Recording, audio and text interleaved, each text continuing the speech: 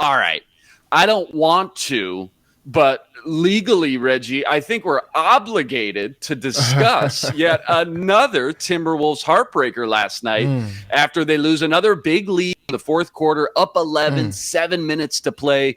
Grizzlies battled back after some pretty icy cold shooting streaks, including Dylan Brooks, just 1 from 10 from three-point land, 3 from 18 from the floor. But guess who? Who else? Ja Morant took the game over down the stretch, scoring the last 13 points for the Memphis Grizzlies, including a driving layup with just 1 second on the clock to push the Grizz over the Wolves 111-109 and take that 3-2 series lead.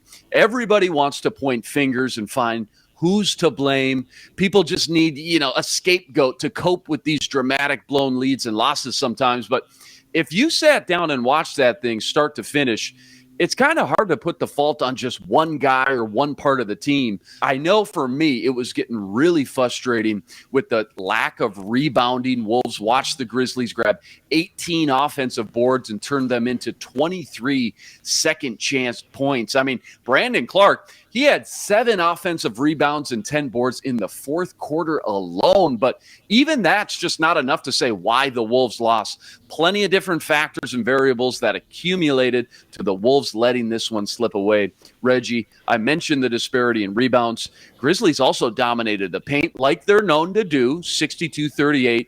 Wolves had 23 turnovers. Despite all that, they still probably should have won this game. It just feels like it came down to a really talented but young, inexperienced team showing their age and playoff inexperience. And I guess you just hope that these are games that they need to go through to learn and develop into a stronger team mentally moving forward. Yeah, this is what I said last night.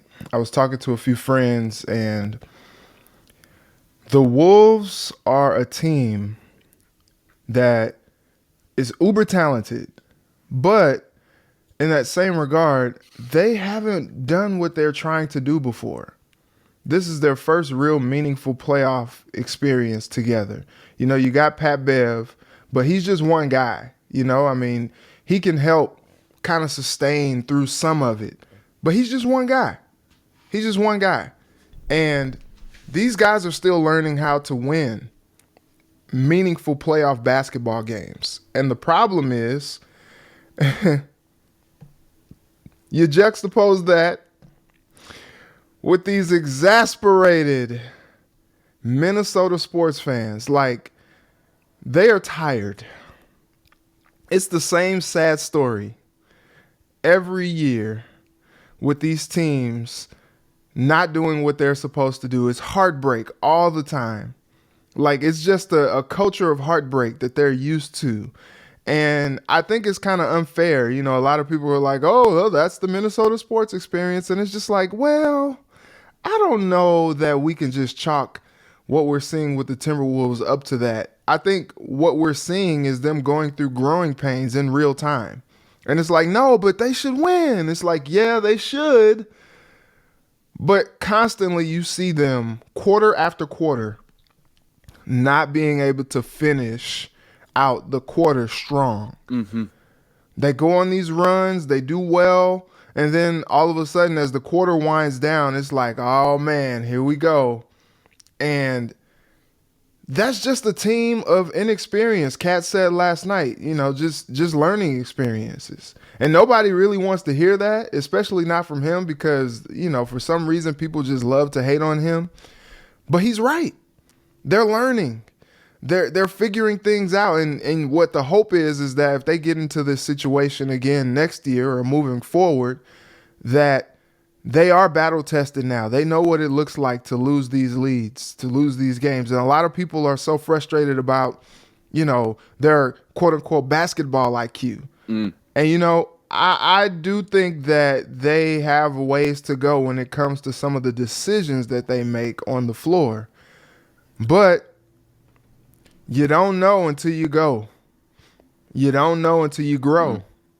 And that's what they're doing right now. They're growing. It just sucks as, a hungry fan base to see them as they're growing. You would hope that a team experiencing growing pains would just win. You know, they're while they're growing, they just win. But that's not always the case, and that's what we're seeing in this series. I know everybody, again, wants to try to pick apart what's wrong with the Wolves, who needs to step up, who needs to take blame, but you definitely got to give credit to the Grizzlies as well. I mean, a team that played poorly the majority of the game, and yet they just keep coming at you. We saw it when they were down 26 in Game 3. Wolves opened the door and gave them a crease, and they finally busted through that wall midway through the fourth. I mentioned Clark's rebounding.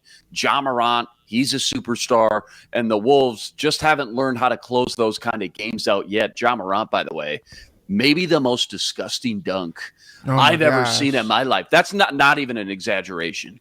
He dunked on everybody. Like, dude, like the state of Minnesota got dunked on. Like all the 10,000 lakes in Minnesota just started rippling. Yeah. When it happened. It just caused the seismic shift when he did that. Like, I was watching it in real time, and I was just like, did he just do that? I think I exclaimed in real time. And it was so funny watching. I was watching the Bally Sports feed, but it was funny like watching it back, on Twitter. As Ian Eagle was calling the game on TNT. Great and call. I have no idea how these announcers are so brilliant in the moment. Ian Eagle just goes, a jawbreaker! And you're just so like, good. Oh my gosh, like a jawbreaker, yes, that's what that was. And it's just so crazy because like, you just hate to see it. I hope Malik Beasley's family wasn't watching that because they didn't deserve to see that. The kids, they don't deserve to see their father like that. Like he just maimed a man on national live television, and his family just had to sit there and watch it happen. Like, thoughts and prayers to Malik Beasley, thoughts and prayers to his family, all those who love him. He will rebound from this, but we just keep him lifted in prayer. There needed to be a disclaimer on the TV, mature audiences only, because again, the world just felt like it stood still for about 2 or 3 moments there after that dunk. You mentioned it. Malik Beasley, unfortunately, going to have to see that one a long time on the highlight reel. Reggie, the Wolves still led this game again for most of the way. Cat with 28. The bench, I thought it was rock solid. Ant with 22, the game-tying 3 with 4 seconds left. Ice in his veins. I know the loss was fresh. There's still that salty taste in everybody's mouth, but still plenty of positives to find, right? I mean, if they can learn from these types of games and figure out how to close out good teams. I mean, this is the number 2 seed in the Western Conference, don't forget. What do you think the future looks like for this talented T-Wolves team? Oh, I think the future is bright. I think now the expectation, because what this series is doing is giving them some swagger. It's giving them some confidence. And that's going to build into the next season. Like, a lot of people were not really sure when the Timberwolves were coming out at Media Day and saying, yeah, we're going to the playoffs this year. People were like, this is the same team from last year. What do you mean you're going to the playoffs? Are you crazy? Yeah, right. Get out of here, bucko. Yeah, 30 wins. I think a lot of people projected them out, 30, 35 maybe. Yeah. But now the expectation is not just that they'll, compete. It's that they will be a playoff team, that they will not have to play in another play-in game, and they will just make the playoffs outright. That's the expectation for this team. And I think the talent that has been shown in this series shows that they are. They belong. The problem is they can't close out. But what you hope is that this is good learning experience for them, and that next year they will be able to maybe make a run in the playoffs, because what you see is that the talent is there. When Cat is on, when Ant is on, like when the bench is playing well, like, I mean, I can't say enough good about Naz Reid. Love him. Love the guy, man. Like, the dude comes off the bench and just gets buckets and is just a productive player. And I think what I really enjoy is just seeing how together they are, how unflappable they seem at times, and how confident they play. Like, they went up 13 in the fourth quarter, and Cat's telling the audience, the crowd, to be quiet. And you're just like, wow, like, look at them growing up just in front of our eyes. And, Cat has took it upon himself to come out, dominate, as Shaq will want him to do. And like, it's been paying off. And usually when he has a great game, like, they win. And they were right there to win it last night. It, just couldn't close out. I think what you hope is that moving forward, they won't have some of the mental lapses that they have. I mean, like, the clear out for D'Lo, I mean, thank God for Anthony Edwards, like, redeeming the team with that corner three right there. Just left too much time for Ja. But like the mental lapse of the clear out for D'Lo to shoot the off balance shot that wasn't even close, hits off the backboard. And then, same thing that makes you laugh, makes you cry. Anthony Edwards sinks the three from the corner, ties the game. Okay, all you need to do is just hold them for the last 3 seconds and maybe we're going to overtime. Well, he gets too aggressive, goes for the steal on the inbound. Ja just has an easy path to the bat. That's about as easy as a game-winning layup as you're probably going to get from Ja. I'm not really sure what the defensive assignment was with that, but that just really wasn't it. And so what you hope, and there are things that Chris Finch is probably learning as well. This is his first head coaching job.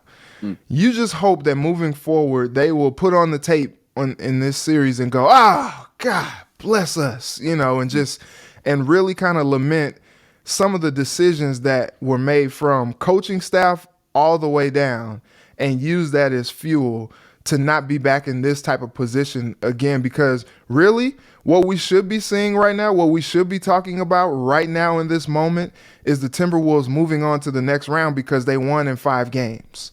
But 13-point lead, 2 25-plus point leads, both collapsed in the final minutes of the game. And what you see is 2 losses and now on the brink of elimination. It's easy to forget because, again, the Wolves have played them so close, so competitive this entire series. Again, the Grizzlies are the 2 seed, and the Wolves look like the better team. They do. Top At to bottom, stretches. every game. Yeah, absolutely. Yep, absolutely. And that's why it's so heartbreaking, I think, Reggie. That's why it's so tough to swallow some of these losses because you really finish that game out and say, I thought we were the better team tonight. And, all you want is the better team to win most of those games. Again, yeah, Grizzlies are the 2 seed for a reason. They could very well go on to win the whole thing when it's all said and done. Who knows? But before we even get to that discussion, remember the Wolves have done a great job of battling back and responding to tough losses like this. So this one is not over yet. Game 6 Friday night, back at home inside the Target Center. Reggie, you going to be there Friday? Oh, you know it. Absolutely. Rest assured, Reggie and I will both be here Monday to break down that matchup, no doubt.